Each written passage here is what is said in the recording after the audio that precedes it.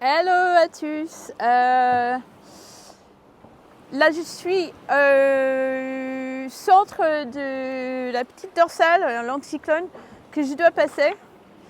Et c'est un peu lent parce que je suis bloquée par la zone des glaces, un côté, et Petal, l'autre côté. Et là, l'anticyclone, il me chasse et je fais tout pour passer avant que la porte se ferme. Au plus vite, sauf que ça va pas vite parce qu'il n'y a pas de vent. Donc je suis à fond pour essayer de passer avant que la porte se ferme. Les deux devant, ils passent, ils vont accélérer, donc je vais les voir partir plus loin devant moi. Donc ça, c'est un peu frustrant. Mais je pense que c'est bon pour moi et que je vais quand même passer et prendre la dépression qui va me propulser assez vite vers le nord. Donc ça, c'est cool. Et après, il y aura plein d'opportunités dans les zones de transition un peu plus nord. J'ai eu une nuit bien compliquée. Pourtant, les conditions étaient parfaites pour bien se reposer. Le bateau il glissait tout seul. C'était super.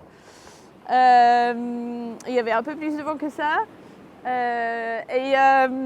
Sauf qu'à un moment, le bateau il s'est arrêté. Il est repané tout seul. Et en fait, j'ai rentré dans un énorme paquet de kelp, des grosses laminaires. Ça m'est déjà arrivé au large des Malouines. Et c'est tellement énorme, en fait, ça arrête le bateau, il n'avance plus. Et ça a pivoté parce que la première fois, c'était bloqué sur le foil. Après, j'avais sur la quille. Et pour m'extrapoler de ça, j'étais obligée de rouler toutes les voiles, monter le foil, descendre le safran, faire une marche arrière.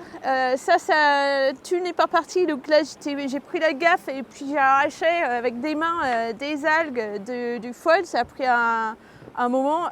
C'était pas le bon moment parce que pendant que j'essaie d'aller le plus vite pour passer, il fallait pas avoir des choses qui me ralentissent. Mais ça, c'est la vie. J'ai fait au plus vite pour me dégager de là. Mais c'était un peu frustrant. Et maintenant, on n'a plus de kelp, on n'a plus d'algues. On vient de passer l'empannage, on est sur le bon bord. Et maintenant, ça va être encore la course contre l'anticyclone dans le petit air. Pour monter vers le nord et essayer de rattraper la dépression.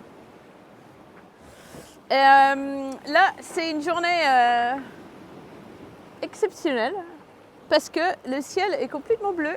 Il fait super beau. Il fait froid encore parce que l'eau est encore à 10 degrés. On est à 50 degrés sud. Mais là, embarqué sur l'initiative Cœur, il y a une machine qui s'appelle un Cali2. Ça, c'est le CNES qui nous fournit cet équipement et c'est pour faire des mesures scientifiques sur le climat. Celui-là, ça mesure en fait le soleil. Je pointe ça direct au soleil et il mesure tout ce qui est particules entre nous et le soleil dans l'atmosphère. Mais pour ça, il faut que le ciel est complètement dégagé, le ciel bleu. Donc malheureusement, j'ai pas eu énorme d'opportunité à faire ces mesures parce que c'est plutôt gris où on va.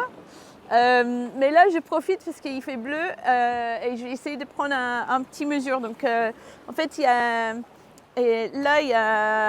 une petite ouverture et il faut pointer la machine direct au soleil et appuyer sur le bouton pour prendre les mesures. Donc voilà la machine, le Cali2. Donc pour enregistrer un enregistrement, donc il mesure un peu tout ce qui est dans l'atmosphère, les particules et tout ça. Il faut ciel bleu et il faut viser directement le soleil. Donc il y a une petite là, en fait il y a une petite ouverture là. Et là, je dois viser le soleil. En fait, il y a une petite guide.